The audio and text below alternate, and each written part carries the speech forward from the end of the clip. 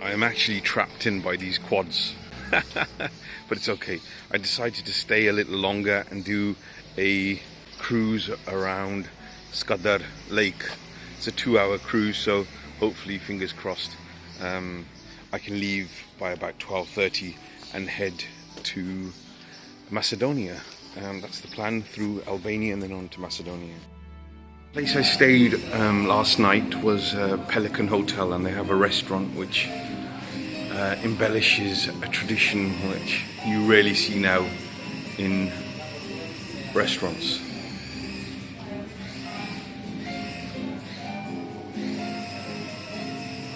And I just thought it'd be nice to share this with you guys. It's the external alfresco breakfast dining area where I had my breakfast. I haven't really recorded what I eat, partly because I'm embarrassed. Maybe I eat too much for a long journey like this, but then it's just breakfast and no dinner. When I was younger, I didn't understand the fascination for trains and train tracks, but as I get older, they do fascinate. These are the boats that will take us into the lake, the lagoon. So folks, just before I head out to the boat trip around Skadar Lake, they've said, look at the treasure cove we have in our loft, and it truly is a treasure cove of history, experiences, and so much more. Initially, I thought we'd go on this boat, the Pelican. It's owned by the same hotel that I stayed in that organized this trip, but the numbers were few, and therefore we went on a smaller boat, which made it a little more cozier. All good fun.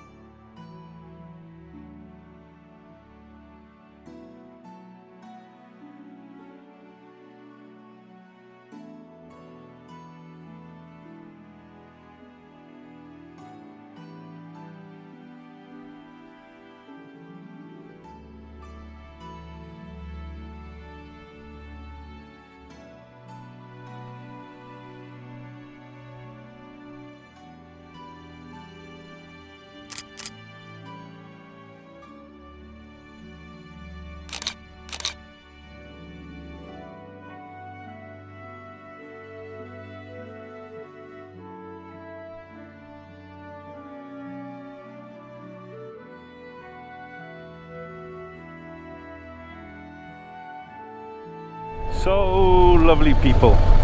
We're leaving Montenegro, heading towards Albania, but that won't be our final stop.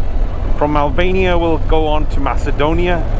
I'm not sure if it's northern Macedonia or south. I think it's north, but it's somewhere in the middle, so maybe it's mid Macedonia. I would have left earlier, but yesterday's ride was quite long and I really didn't capture much. I did an Acropolis, and because I was at a lake which is quite famous in Montenegro, Skadar Lake, I thought, you know what, let's go for a lake cruise. So that took 2 hours. It ended up being 2.5, and it started a little late, so I didn't really leave Montenegro until 1 o'clock in the afternoon. So the journey to Macedonia is 6 and a bit hours, 6.5 say. I'm hoping, fingers crossed, I get there under 6.5 hours. But if I don't, then I'll get there for 7.5 in the evening, which is fine too. So that's the plan. That's the plan of action, and we'll see what happens. So I'm riding now through Macedonia, as I said in the beginning, heading towards Albania. The road is a little bit uneven, but that's fine. But I am feeling my rear wheel slipping a little, and I don't know if it's because of the road or because I've done so much distance now. I've probably worn the tyres a fair bit.